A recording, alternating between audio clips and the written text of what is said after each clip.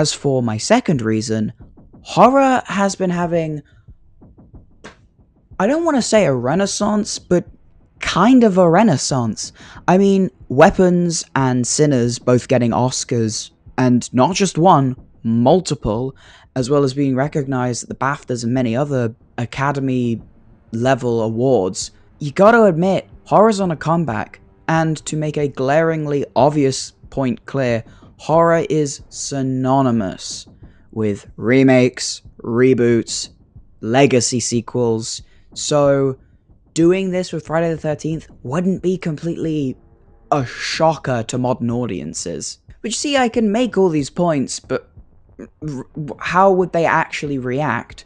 Well, I mean, horror films have been known to utilize and preach messaging that the rest of Hollywood at the time wouldn't want to touch with a 10-foot pole, often touching on the struggles of women, LGBTQ+ individuals, having really diverse casts to really encourage audiences of all kinds to come and watch those types of films. And especially with modern horror leaning more into this than its predecessors, new Hollywood methods apply perfectly, because what modern horror is doing fits in exactly with what this movement was all about.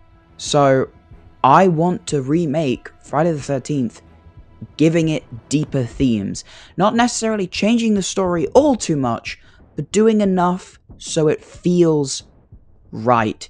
It feels like it has a purpose, doing what the original could never do.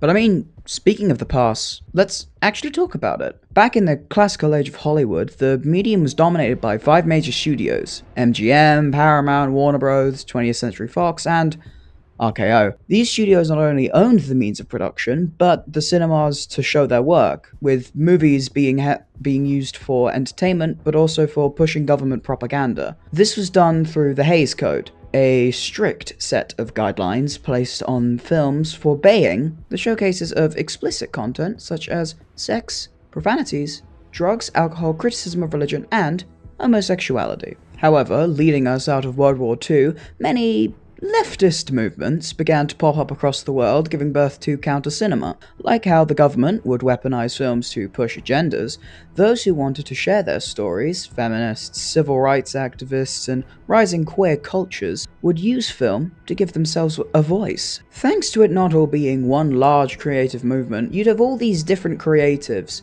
pushing a variety of genres and different styles of filmmaking in order to achieve their goals, leading to the birth of the new Hollywood movement in the 60s.